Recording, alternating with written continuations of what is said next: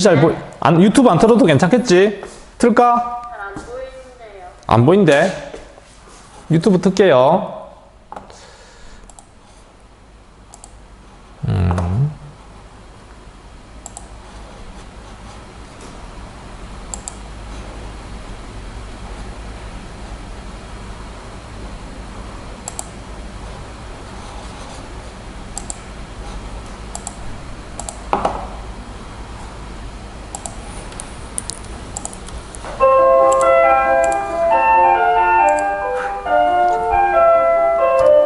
자, 유튜브 주소 올려놨어요. 보입니까?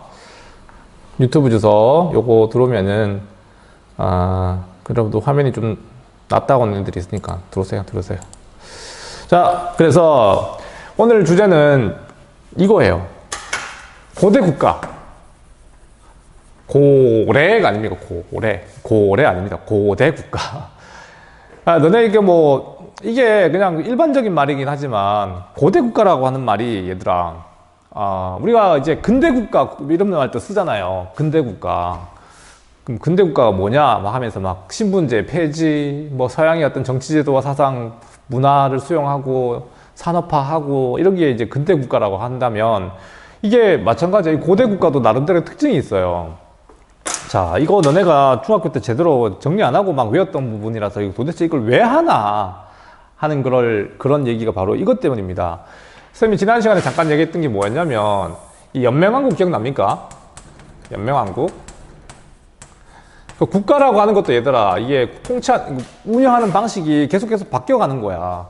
연맹왕국은 말 그대로 연맹, 그러니까 왕이 있긴 있으나 사실상 이 귀족 집단이 지배하는 그런 국가 체제입니다. 고구려에서는 그게 오부였고요. 이해됩니까? 부여에서는 그게 마가우가 저가구가 사출도를 다스리는 그런 귀족 집단이었어요. 그러니까 다시 말하면 이때는 왕권이 강하다, 약하다. 왕권이 강하다, 약하다. 왕권이 약한 시기입니다. 그런데 자, 이 고대 국가라고 하는 거는 뭐냐면, 고대 국가라고 하는 거는 뭐 딴 거 아니고 왕권이 강화된 거야. 왕권이 강화된 거라고. 과거에는 왕권이 약했지만 이제는 왕권이 강화된 국가를 고대 국가라 불러요. 그래서 왕을 중심으로 하는 중앙 집권이 뭐냐면 권력이 말 그대로 왕을 중심으로 모인다는 뜻입니다. 알겠습니까? 왕을 중심으로 하는 그 귀족 집단에게 권력이 집중되는 걸 우리는 중앙 집권적 고대 국가라고 부르는 거예요. 자, 그러면 또 이게 되게 모호하죠. 뭔 말인지 와닿지가 않을 거예요. 그러니까 이런 나라의 특징은 첫 번째, 얘들아, 통치 조직이 정비가 됩니다. 통치 조직. 알겠습니까? 그러니까 원래는 이런 지방을 지배하던, 지역을 지배하던 오부라든가 마가오가 저가가 이 지방을 다스리잖아. 얘들이 이제 뭐가 되는 거야? 중앙 귀족으로 흡수되는 거죠. 알겠습니까? 그러면 당연히 이제 모였으니까 질서를 잡아줘야 될 거 아닙니까? 맞죠? 뭔 말인지 이해되는지 모르겠습니다. 그러니까 옛날에는 저 막 흩어져 있던 이 사람들이 딱 모였어. 그러면 이제 네가 세다, 내가 세다, 서열도 정해줘야 될 거 아닙니까? 그게 이제 통치 조직이라고 하는 거예요. 알겠습니까? 통치 조직이란 거고, 그 다음에 이게 이제 율령 같은 겁니다. 율령. 알겠습니까? 율령을 정비한다는 말이 이런 거예요. 알겠습니까? 나중에 지금 이걸 공부하는 겁니다. 율령을 정비하는 과정, 통치 조직을 정비하는 거죠. 그 다음에 군사 조직이라든가, 그 다음에 지방 제도라든가 이런 걸 등등등 정비해가지고 국가가 왕을 중심으로 하는 어떤 통치 체제가 갖춰져 가는 과정. 알겠습니까? 그걸 우리는 중앙집권 국가라 부르는 거예요. 그러니까 나중에 지방제도 적게요. 그냥 뭔 말인지 모르니까. 그래서 이제 이렇게 중앙집권 국가가 되면 뭐 합니까? 왜 그렇게 권력을 중앙에다 모아요? 뭐 하려고? 딴 거 없고 영토 확장하는 거죠. 확장. 이게 목적이죠. 영토를 확장한다는 의미가 뭐냐면, 얘들아, 딴 게 아니고 지배하는 영역이 넓어지면은 그 속에 있는 뭐 백성들이라든가 사람들이 많아지게 되면 세금도 많이 거둘 수 있잖아. 그럼 더 부강해지는 거고 왕권이 강화되는 거니까. 이게 계속 이게 돌아가는 거죠.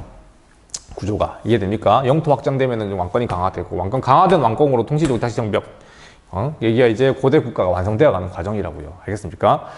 자, 근데 우리가 알고 있는 이 고대 국가라고 하는 게 우리는 어떻게 배웠냐면 세 개밖에 없다고 배웠어요. 뭐였었어? 고구려, 백제, 신라. 우리는 이걸 삼국이라고 부르잖아. 근데 우리가 삼국시대라 불리는 이 4세기, 5세기, 6세기가 사실은 있잖아. 부여도 있었고요. 가야도 같이 있었어요. 근데 왜 얘네들만 삼국이라 부르고 나머지 애들은 국가 취급을 안 해줍니까?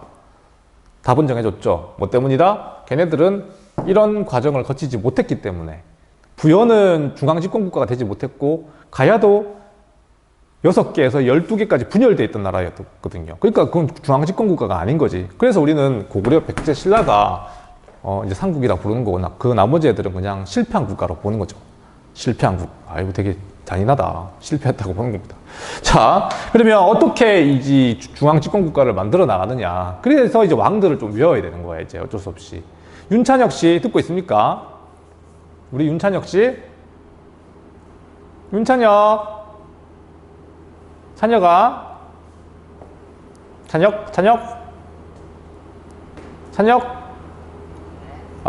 그냥 불러봤어요. 화면도 안 켜고요. 그냥 보고 싶었는데 화면 안 켜주네. 가끔씩 부르겠습니다. 외로워서 그래요, 쌤이. 이런 거 할 때마다.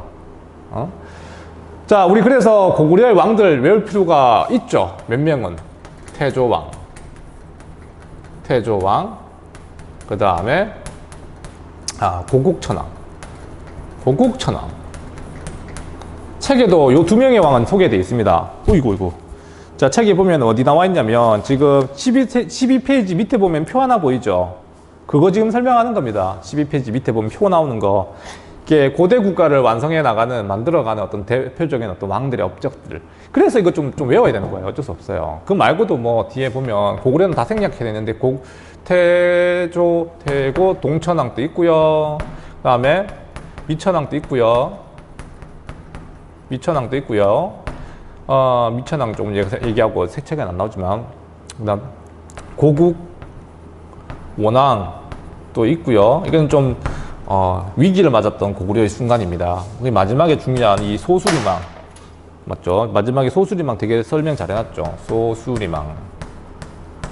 소수리망의 업적 이런 것들. 자, 이렇게 하여 고구려는 이제 고대 국가가 완성되어 가는 과정을 거칩니다.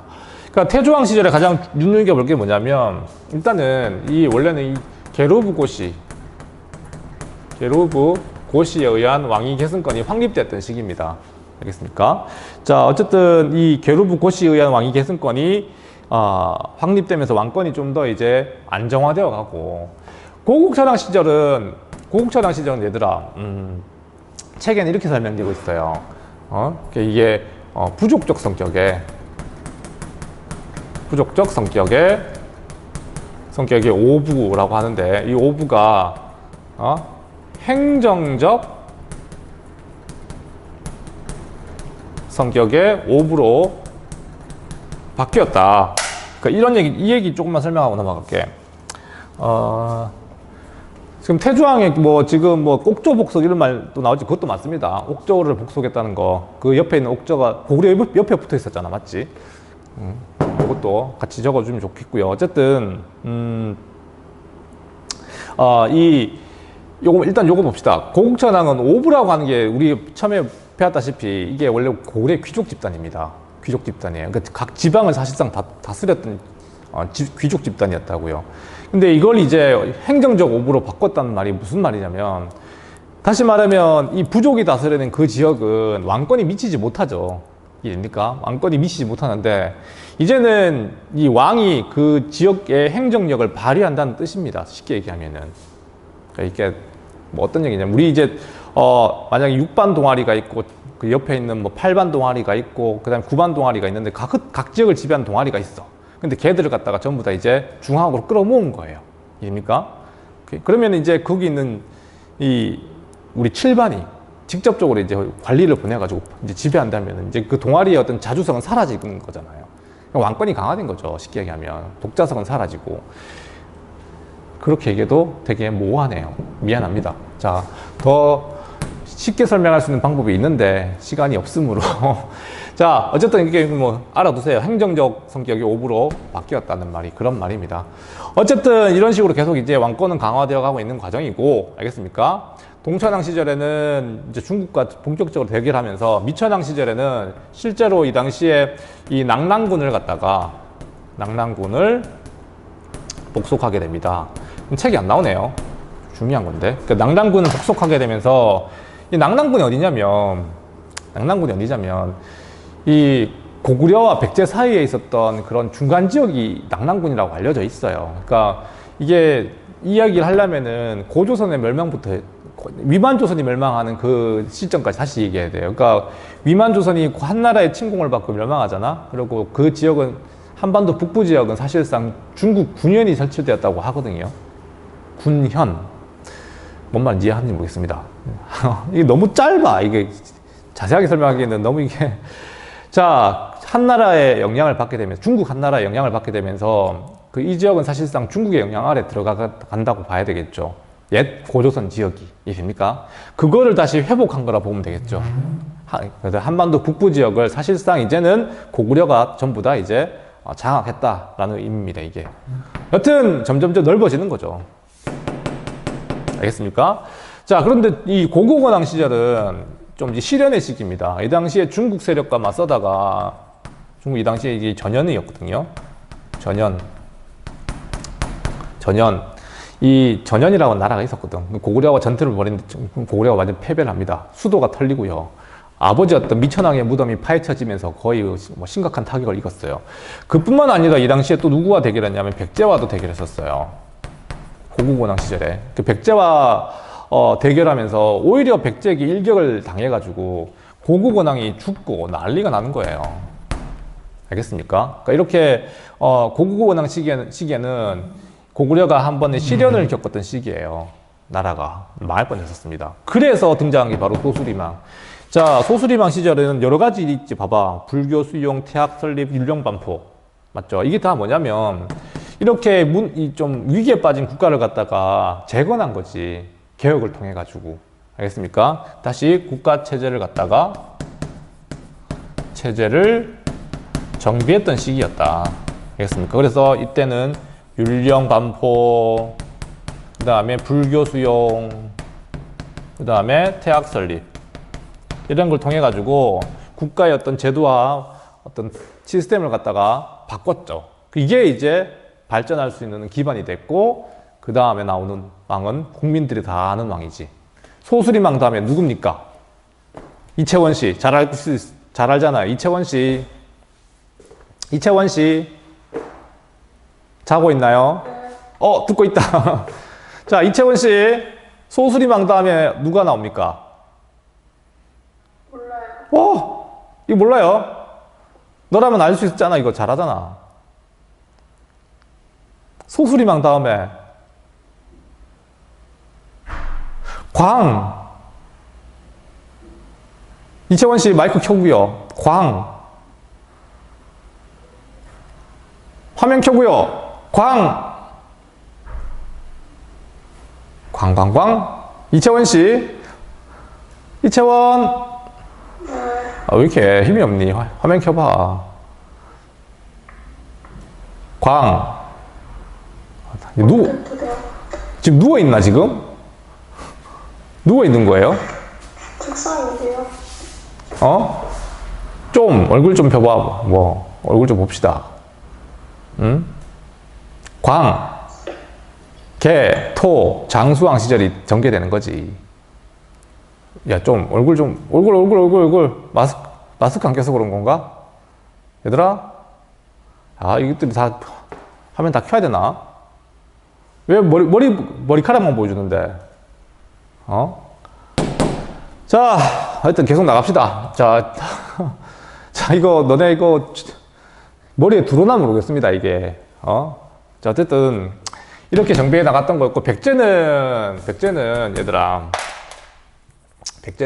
이거 되게 좀 지루합니다. 백제는 고이왕, 그 다음에 중요한 왕이 이제 근초구왕 들어봤는지 모르겠어요. 근초구왕 되게 유명하잖아요. 그 다음에 침류왕 시절인데, 마찬가지예요. 얘네들도 이제 국가체제를 정비해가는 과정에 등장하는 왕입니다. 이건 관등을 정비했고요. 관등체계를 확립했던 왕이 바로 고의왕이고, 그 다음에 근초광 같은 경우에는 영토 확장에 나서게 되죠. 본격적인 영토 확장에 나섰던 왕이었고, 침류왕 때는 불교를 수용합니다. 불교를 수용하여 이제 백제가 발전하는 어떤 여러 가지 기반을 만들었던 왕들이 바로 기억하세요. 일단 불교 수용했던 거는 좀 기억해 줍니다. 삼국에서 불교가 언제 들어왔는지. 소수리왕, 침류왕 이해됩니까? 자, 신라 같은 경우는 신라도 이 발전이 일단 많이 늦어요. 얘네들 같은 경우는 초창기에는 이 왕위가 한 사람에게 이게 있었던 게 아니었잖아. 그러니까 한 송씨, 왕족이 여러 명이었잖아. 박씨가 처음에 신라를 공격했잖아. 박혁거세 맞죠? 근데 그 이후에 또 누가 있습니까? 석씨도 있고 김씨도 있고. 그러니까 이렇게 왕위가 계속 돌아가면서 이루어지다 보니까 당연히 이제 왕권이 좀 약했던 나라가 신라였죠. 근데 이게 이제 왕권이 좀 안정되었던 건 내물왕 시절입니다.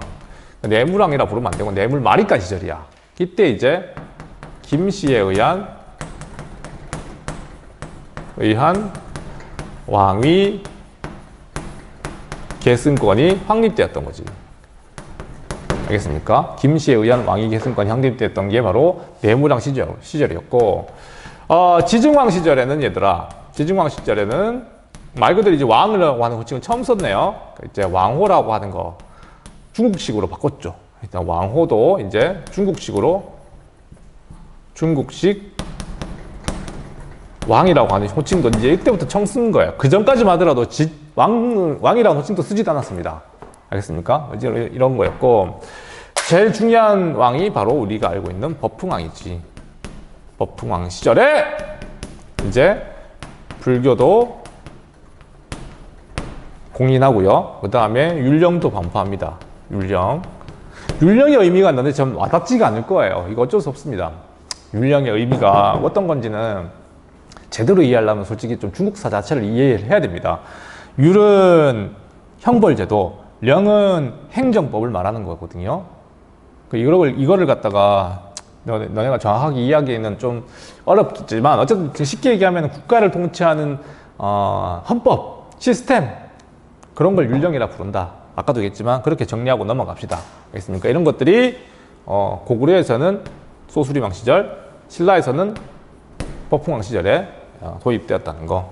불교는 법흥왕 시절 이렇게 불교는 침류왕, 법흥왕, 소수리왕 정리해 둬야 됩니다. 알겠어요? 이게 되게 지루해요. 내가 이걸 당신들한테 설명하면서도 아이들이 이걸 갖다가 재밌게 공부할 수 있는 방법 뭐 없을까? 없더라고요. 자, 없어요. 없어. 자, 어쨌든 이걸 왜 했냐는 얘기는 꼭 기억해 둬요. 알겠습니까? 이게 뭐 하는 과정이다? 고대 국가를 만들어가는 과정이다. 알겠나요? 고대 국가를 만들어가는 과정이다. 우리가 근대 국가를 만들어가는 과정은 실패했잖아요. 그러니까 나라가 없어졌지. 대한제국이 근대 국가에 실패하잖아. 나라가 없어졌잖아요. 그래 고구려, 백제, 신라는 고대 국가로 나갔던 겁니다. 나름대로. 알겠습니까? 율령, 불교 이런 걸 도입하면서 나갔던 거라고요. 자, 그 다음에 요것만 하고 맞춰도 될 것 같다. 잠깐만. 어차피 다 못해요. 많아서.